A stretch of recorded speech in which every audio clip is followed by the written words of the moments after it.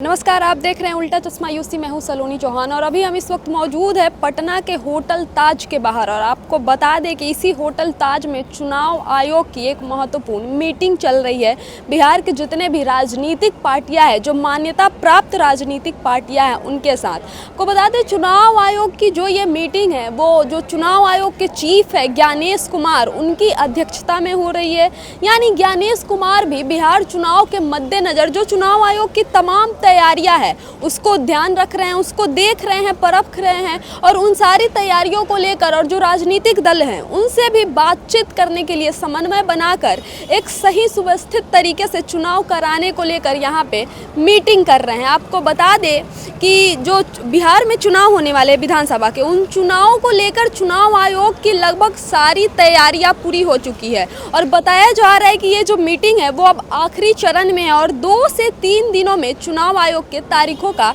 ऐलान कर दिया जाएगा। इसके अलावा यहाँ पे एक गाड़ी है जिलाधिकारी पटना, यानी जो भी अधिकारी हैं, चुनाव आयोग के सदस्य हैं और जो राजनीतिक दल है उनके भी सदस्य इस मीटिंग में मौजूद है। जो मीटिंग होटल ताज के अंदर अभी इस वक्त ज्ञानेश कुमार की अध्यक्षता में चल रही है। ऐसा कहा जा रहा है चुनाव की सारी तैयारियाँ पूरी हो चुकी है और महज 2 से 3 दिनों में जो चुनाव के तारीख है उसका ऐलान कर दिया जाएगा। और ऐसा बताया जा रहा है कि या तो अक्टूबर के एंड में या फिर नवंबर के शुरुआत में चुनाव बिहार में संपन्न करा दिया जाएगा। यानी चुनाव के जो तारीख ऐलान किए जाएंगे उस तारीखों से 28-29 दिन बाद, यानी 1 महीने के भीतर ये चुनाव संपन्न करा दिए जाएंगे। इन सबके बीच एक बड़ा सवाल ये होता है कि आखिरकार ये विधानसभा के चुनाव कितने चरण में होगा, 1 चरण में होगा, 2 चरण में होगा या 3 चरण में। क्योंकि हम 2020 की बात करें तो 2020 में बिहार विधानसभा के चुनाव लगभग 2 से 3 चरण में हुए थे और जब 2015 का अगर हम देखेंगे तो वहाँ 3 से ज़्यादा चरणों में विधानसभा के चुनाव संपन्न हुए हैं।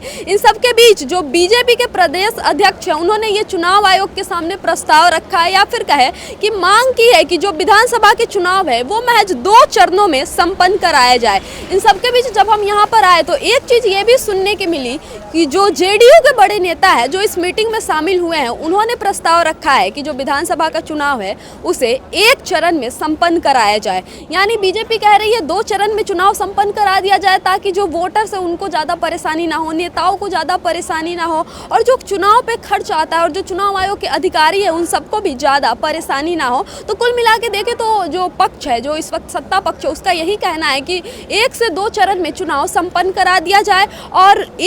चुनाव के तारीखों के ऐलान के 1 महीने बाद विधानसभा के चुनाव संपन्न करा दिए जाए। अब आपको हम एक बार ये बता दें कि इस मीटिंग में कितने राजनीतिक दल शामिल हुए हैं। सबसे पहले अगर हम बात करें राजनीतिक दलों की तो इसमें जो कम्युनिस्ट पार्टी ऑफ इंडिया है उसके नेता शामिल हुए हैं। इसके अलावा जो कांग्रेस है, कांग्रेस के नेता शामिल हुए हैं। Bahujan Samajwadi Party, Bharatiya Janata Party, Communist Party of India, Indian National Congress, National People's Party, Janata Dal United यानी जेडीयू, राष्ट्रीय लोक जनशक्ति पार्टी यानी चिराग पासवान की जो आरएलजेपी है, लोक जनशक्ति पार्टी, इसके अलावा राष्ट्रीय जनता दल और राष्ट्रीय लोक समता पार्टी सीपीआई-एमएल, लिबरेशन सहित दर्जनों जो राजनीतिक पार्टियां हैं उनके प्रतिनिधि शामिल है। और चुनाव आयोग ने एक बात पहले ही स्पष्ट कर दी थी कि किसी भी राजनीतिक दल से सिर्फ 3 सदस्य ही इस मीटिंग में शामिल होने आएंगे। यानी जितने भी बिहार में मान्यता प्राप्त राजनीतिक दल है उनके 3-3 सदस्य इस मीटिंग में मौजूद है। 3 से ज़्यादा सदस्य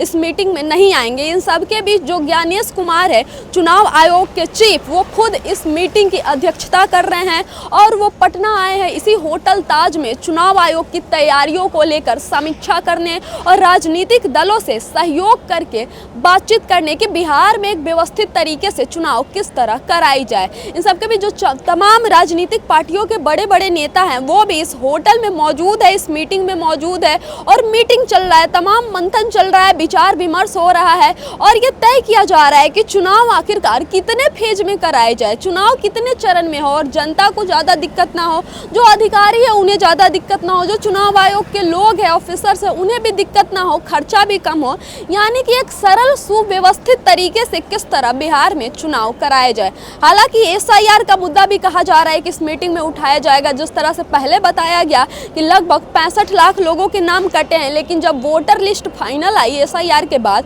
तो बताया गया कि उसमें 4 लाख लोग और बढ़ गए, यानी जो 65 लाख आंकड़ा था वो बढ़ के 59 लाख हो गया कि 59 लाख लोगों का नाम एसआईआर के बाद जो फाइनल वोटर लिस्ट आया है उससे काट के हटा दिया गया है। आपको बता दें कि जो अपर मुख्य निर्वाचन पदाधिकारी है अमित कुमार पांडे के जारी पत्र के अनुसार जो तमाम राजनीतिक दल हैं उनके सदस्य इस बैठक में शामिल होने आए थे और साथ ही साथ जो बीजेपी के प्रदेश अध्यक्ष हैं उन्होंने चुनाव आयोग से एक बड़ी मांग की है। उन्होंने कहा है कि क्या कहा है उन्होंने, हम आपको पढ़ के बताते हैं। हमारी मांग है कि पहले जितने भी अति पिछड़ा समाज वाले गाँव हैं वहाँ पैरामिलिट्री फोर्सेस की तैनाती की जाए और जो दियारा वाले गांव है, जो नदी किनारे वाले गांव है, जो तालाब वाले गांव हैं, वहाँ घुड़सवारों की तैनाती की जाए, क्योंकि वहाँ पे बूथ लूटने का खतरा ज़्यादा लगता है। अब ये विडंबना ही है कि जहाँ एक तरफ भारतीय जनता पार्टी और चुनाव आयोग पे साठगांठ के आरोप लग रहे हैं कि ये लोग मिलकर वोट चोरी कर रहे हैं बिहार की जनता का, वहीं दूसरी तरफ बीजेपी के प्रदेश अध्यक्ष का ही ये मांग है कि बूथ लूटने का खतरा भैया बहुत ज़्यादा रहता है, इसलिए इन तमाम गाँवों में पैरामिलिट्री फोर्सेस तैनात किए जाए, जो घुड़सवार है उन्हें भी तैनात किए जाए सुरक्षा के मद्देनज़र। इन सब के अलावा भी जो प्रदेश अध्यक्ष है भाजपा के, उन्होंने ये भी कहा है कि हम लोगों ने चुनाव आयोग से अनुरोध किया है कि जो वोटर पर्ची है वो समय पर मतदाता को पहुंचाया जाए, यानी जो इलेक्टोरल रोल होता है, जो पर्ची होता है जिसमें मतदाता का जो भी पहचान होता है मतदान को लेकर, वो तमाम चीज़ें होती है जिसे लेकर मतदाता बूथ सेंटर तक जाता है मतदान करने, वो पर्ची भी समय से लोगों को उपलब्ध कराया जाए और साथ ही साथ वो समय पर लेकिन उसको पहचान का आधार नहीं बनाया जाए। वेब कास्टिंग, वेब पोर्टल और एसएमएस के माध्यम से भी जनता को अलर्ट किया जाए, यानी जो एसएमएस वगैरह भेज के सूचित किया जाता है कि आपको वोटिंग करनी है और जो तमाम चीज़ें होती हैं ये सारी चीज़ें भी पब्लिक को बताया जाए। ऐसा नहीं है कि सिर्फ हम पर्चे के भरोसे रह जाए और उसे पहचान का आधार मान ले मतदाता का। तो ये तमाम खबरें निकल के आ रही है जो इस वक्त चुनाव आयोग की मीटिंग चल रही है उनसे। इस तमाम दौरान हम आपको एक चीज़ बता दें कि बिहार में वोटरों का आंकड़ा क्या है, हम एक बार वो भी देख लेते हैं। तो बिहार में लगभग अभी पहले तो 8 करोड़ के आसपास वोटर थे, लेकिन अभी 7.41 करोड़ वोटर्स है, जिसमें पुरुष वोटर्स है लगभग 3.79 करोड़, जो महिला वोटर्स है वो 3.39 करोड़ है और थर्ड जेंडर जो होता है, थर्ड जेंडर वो 2344 है। तो ये वोटरों का आंकड़ा है बिहार में, यानी लगभग 7.5